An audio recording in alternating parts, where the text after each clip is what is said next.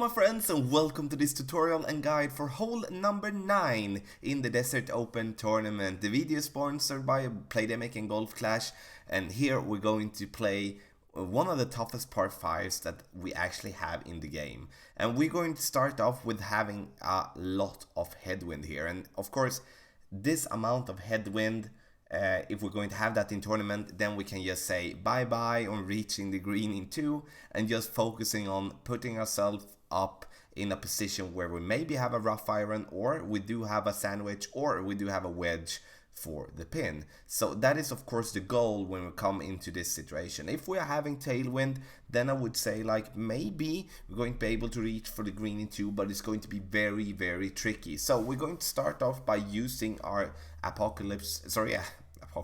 extra mile level 8, and we're going to go with a Kingmaker.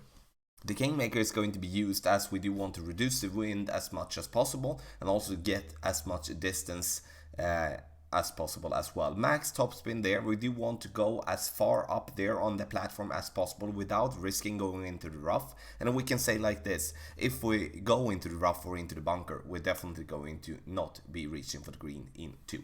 So we're going to adjust our extra mile as we would be in maximum distance, because we are in maximum distance, which is going to be a little bit more than 5 rings. So 5.5 rings, max overpower.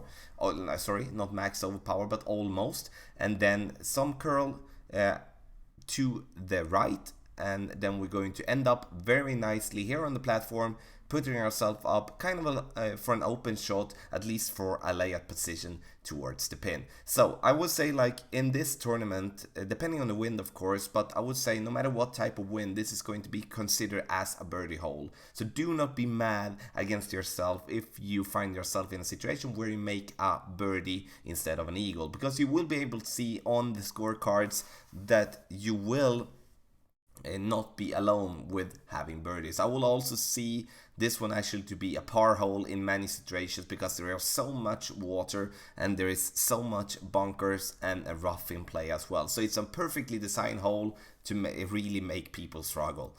So okay, our turn here now, and as you saw, our opponent went into the rough and then could only play himself forward.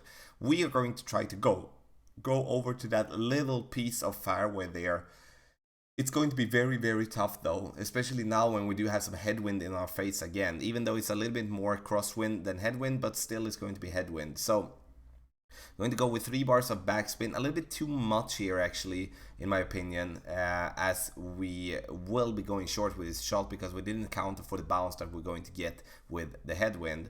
So, but the thing that we wanted to manage here is to go over to that other piece of fairway to give ourselves an opportunity to have kind of an open shot with our wedge. I know it's a very tricky shot, and of course with tailwind it's going to be very much easier to get over to that platform. And I would say like going to that platform will possibly give you an opportunity to reach for the green. And I would also consider, you know, if we would be having tailwind or some kind of tailwind / crosswind, we could reach over to the fairway on top and then kind of go for some kind of a hooker slice and reach for the green. But as you can hear, like, that is all speculation actually, because we don't know the wind. But in general, we do need to play ourselves up so we do have a decent opportunity to get to the pin for an eagle. And I take a rough iron shot before for a long iron shot all day and every day, as our opponent is having here.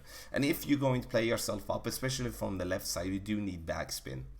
The backspin on the Goliath level 7 will not cut it, and of course then you can't go for the pin, you can only go and play yourself up. With a Thorn, with a Saturn, maybe going to be able to go for the dunk for an example, but at least it's going to be tough. But as you can see here, like, we are having a very short Nirvana ship from the rough here, and that is of course a good opportunity actually, in especially in my book. And if we would be on fairway there, we would be having kind of a medium minimum wedge towards the pin, and that would also be a very good opportunity, especially if we would be having like straight headwind or straight tailwind here for our shot. So hit it perfect. We're going to end up a little bit too much left and miss that eagle. But in the end, I don't see that many ways that we will be able to reach for this green in 2.